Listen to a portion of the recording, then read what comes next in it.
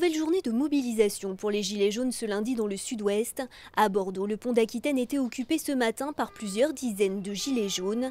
Évacués dans la matinée par les forces de l'ordre, ils ont de nouveau bloqué l'ouvrage dans l'après-midi. Du côté d'Angoulême, les Gilets jaunes sont restés actifs tout au long de la nuit. Les blocages n'ont donc jamais cessé.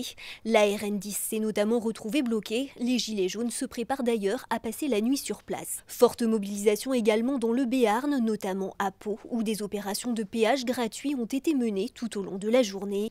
À Oloron, plusieurs opérations escargots ont été menées dans différents points de la ville, parfois même à l'aide de tracteurs. En Dordogne, ce sont des barrages filtrants qui ont été mis en place du côté de Thiviers, Bergerac ou encore Trélissac. Conséquence de la hausse des prix des carburants, les frontaliers du sud-ouest n'hésitent pas à faire le plein au Pays basque espagnol, où l'essence coûte environ 30 centimes de moins qu'en France. À Fontarabie, à 2 km de la frontière, les 3/4 des clients sont français. Il faut dire que chaque plein réalisé ici leur permet d'économiser une vingtaine d'euros. Souvenez-vous, l'hiver dernier, un jeune ingénieur bordelais présentait l'igloo qu'il avait mis au point pour améliorer le quotidien des personnes SDF. Ces abris de fortune leur permettaient de se mettre à l'abri, notamment la nuit.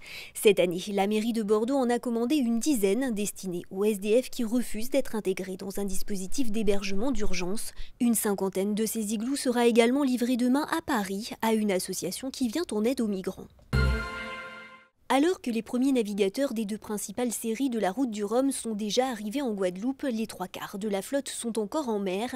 Parmi eux, le Rochelais Aymeric Chapelier, actuellement 3e en classe 40, qui devrait arriver demain à destination.